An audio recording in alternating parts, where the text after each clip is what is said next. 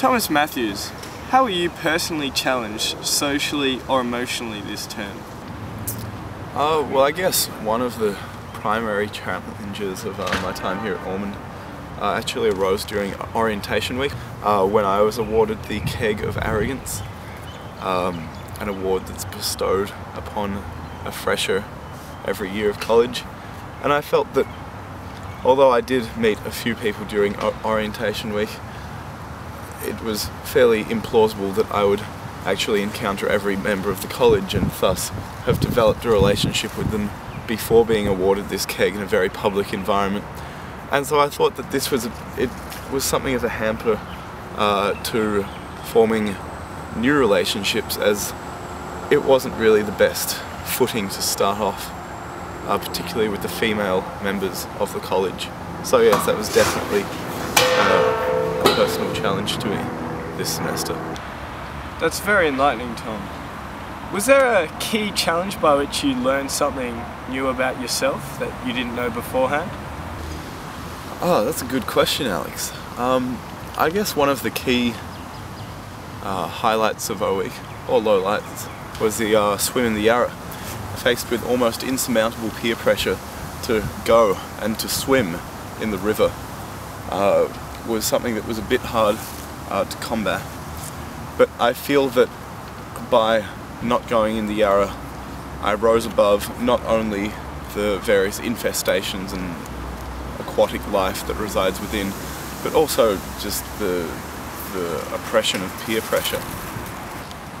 How very insightful. Thomas, describe an image of who you became this semester and where are you going next? Community-wise, I feel like I've really established a strong friendship group. Many people at Ormond I feel a very close bond with, so I'm really keeping within the community spirit there. And of course in the future I'd like to expand that even further, meet some people I haven't met, get to know some people a little better. Heritage, I'm still very aware of my background, not just coming from a prestigious Melbourne private school, but also my time beyond that in the country has stayed with me. And it's nice to be able to mingle once more with country folk as well as the Melbourne school crowd. Integrity, I feel like I'm a very honest person, and what you see is what you get. There's no front here. This is just me. Then of course learning. I've been applying myself to my studies, some a little more than the others, but I think the results will speak for themselves at the end of the semester. And diversity.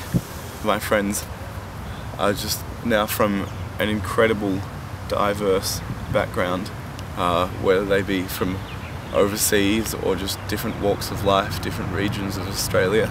I feel that I'm exposed to a much more diverse group of people here now than I have been in the past, and that will hopefully continue over the next semester. Thomas, what have you learned over the last semester that you didn't know before? Obviously coming to Ormond is a vastly different environment in which to live than well, most people, me especially, well not especially, me for one, I would say. Can we start that again?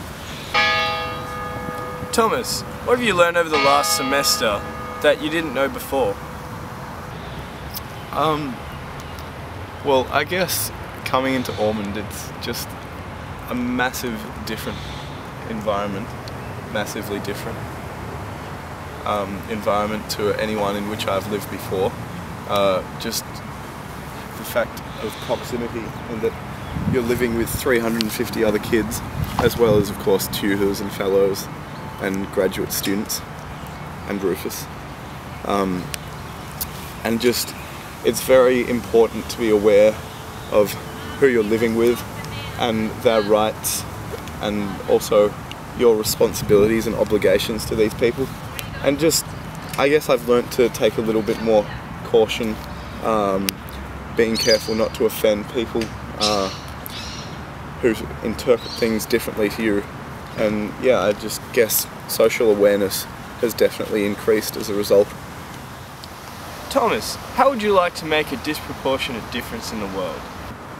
Alex, it's an interesting question, and in particular, some people do find an issue with the high education cost and how we can justify spending these exorbitant amounts on our own future, investing in our education when there are still the problems of world poverty.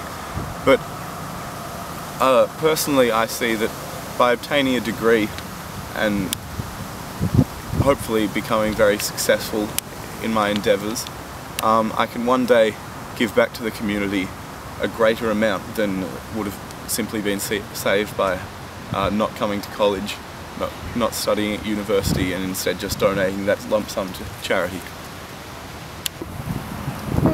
Well, thank you for your time, Tom. It's been very insightful, and I wish you all the best in future.